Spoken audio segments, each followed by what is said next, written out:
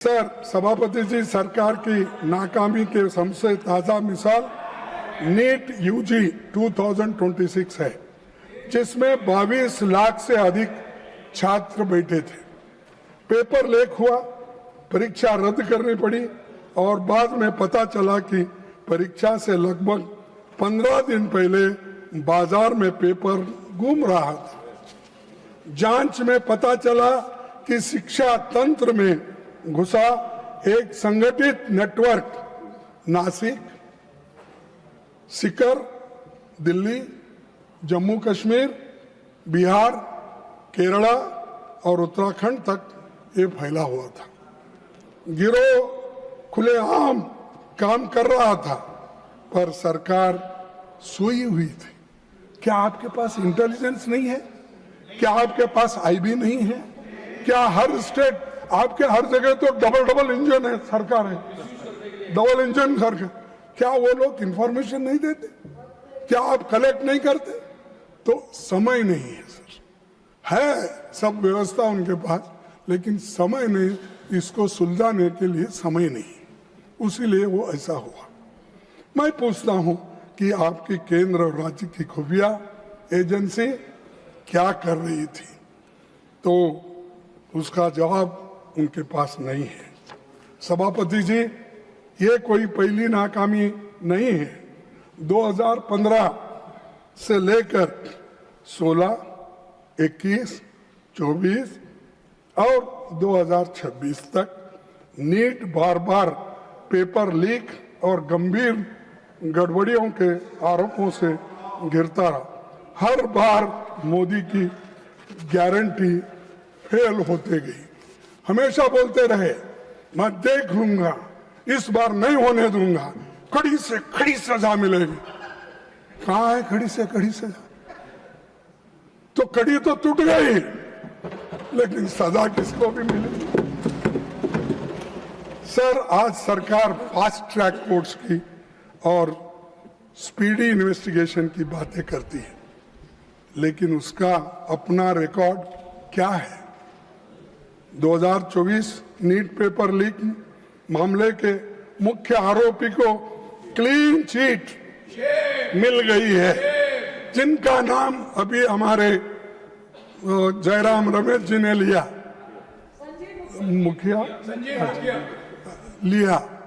तो क्या किया साहब? उसको नाम मालूम है, जो आदमी किया वो भी मालूम है, डालना उसको पार्टी भी मालूम है। हाँ, पहले तो बोलते थे छोटी मोटी चीज को, अगर डी नोटिफिकेशन, क्या है वो, डिमोनेटाइजेशन में अगर मैं विफल हो जाऊंगा तो 15 दिन के अंदर मैं नहीं करूंगा, मैं चौराहे पे अपने आप को लटका देना, मेरे फांसी डाल। ये उन्होंने कहा, मैं मजाक से नहीं कर रहा हूं, आप ही की बात है। लगाओ ना इसको, जो आदमी किया आपको मिला है, आपके हाथ में है, जो आपको उसको क्लीन चिट दे रहे हैं, जो मिलता है उसको छोड़ रहे हैं, और आपका अचीवमेंट 0 है। किसी को शिक्षा अब तक नहीं हुई। तो सर, 2026 मामले में दिल्ली की फास्ट ट्रैक कोर्ट में सीबीआई समय पर पेश तक नहीं हुई, और पिछले दशक में केंद्र और राज्य की कम से कम 152 परीक्षाएं पेपर लीक के शिकार हो गए। और खड़गे जी, आज तक how much minutes more you want? Leak के मामलों में sir, How many more minutes you want? Because time is over. I am just asking. I want, sir, you could have asked me how many more hours you want instead of more. That again, that is correct. But we cannot sit endlessly. Sir, I will finish another half an hour. आज तक paper leak के मामले में किसी को सजा नहीं हुई। जब जांच और जस्टिस का यही हाल हो, तो केवल कानून में कड़ी सजा लिख देने से न्याय नहीं मिलेगा। हर लीक लाखों छात्रों को यह संदेश देती है कि उनकी मेहनत की सरकार की निगाह में कोई कीमत नहीं है। इसका सीधा असर बच्चों के मानसिक स्वास्थ्य और पड़ता है।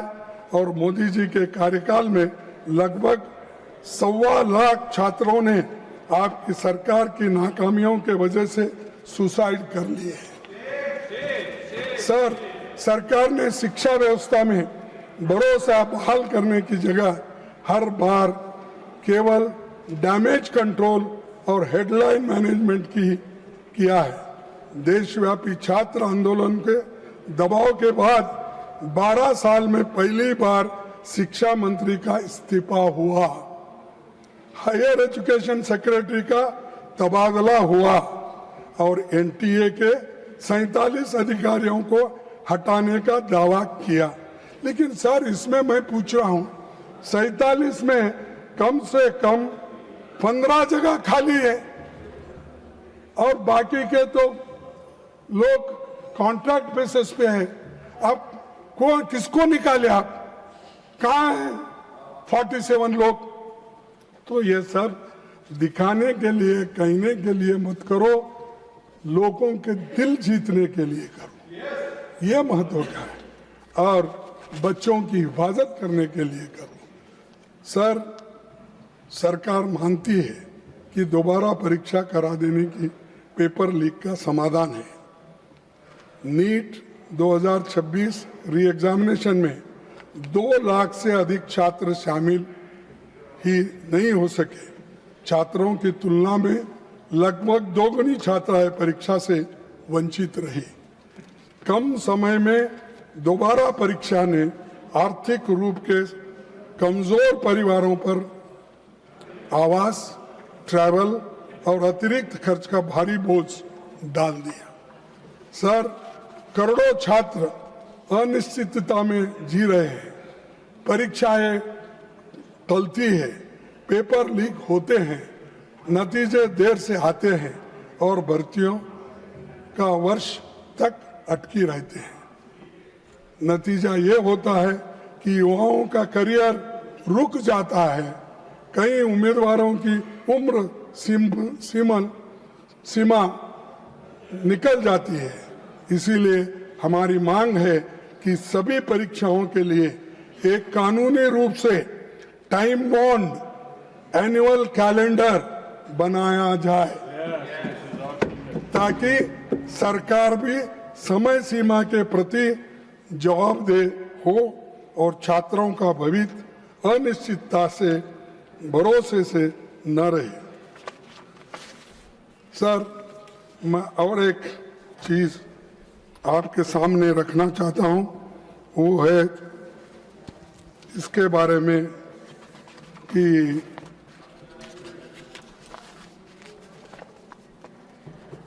इस शिक्षा व्यवस्था की बीमारी का केवल एक लक्षण है। हर 10 बच्चों में से लगभग 2 बच्चे 10वीं कक्षा तक पहुंच पाते हैं और कक्षा 12 तक आते आते 10 में से लगभग 4 बच्चे रहते हैं।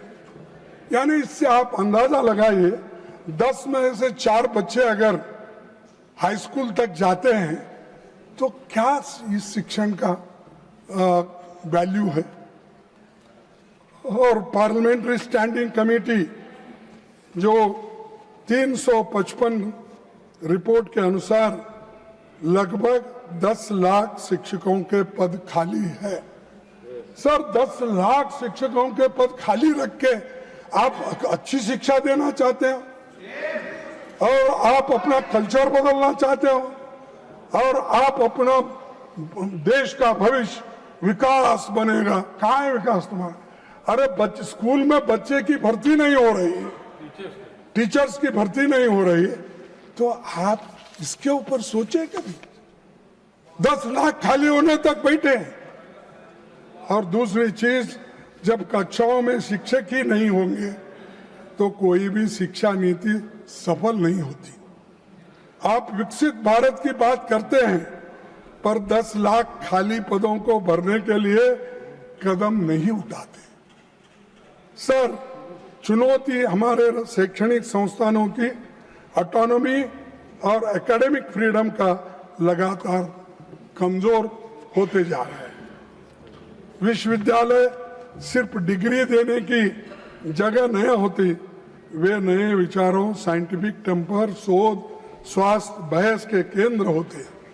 तो वे संकीर्ण सोच, अंधश्रद्धा या किसी एक विचारधारा को थोपने की जगह नहीं होती। लेकिन मोदी साहब आज आरएसएस के लोगों को में उसको भर्ती करके वाइस चांसलर आरएसएस पूछ के करते हैं। प्रोफेसर की भर्ती आरएसएस के लोग होना, अरे उसको पढ़ना आता है क्या नहीं, या वो एक्सपर्ट है क्या नहीं। दूसरे कौम के कोई लड़के नहीं है, कोई प्राध्यापक नहीं है, सिर्फ आरएसएस अटैच्ड लोग विश्वविद्यालय में भर्ती होते हैं। और वाइस चांसलर्स हर यूनिवर्सिटी में वो आरएसएस के लोगों को ही भरते हैं। और इससे क्या हो रहा है, अच्छी सरकार की छवि अच्छी नहीं बन रही।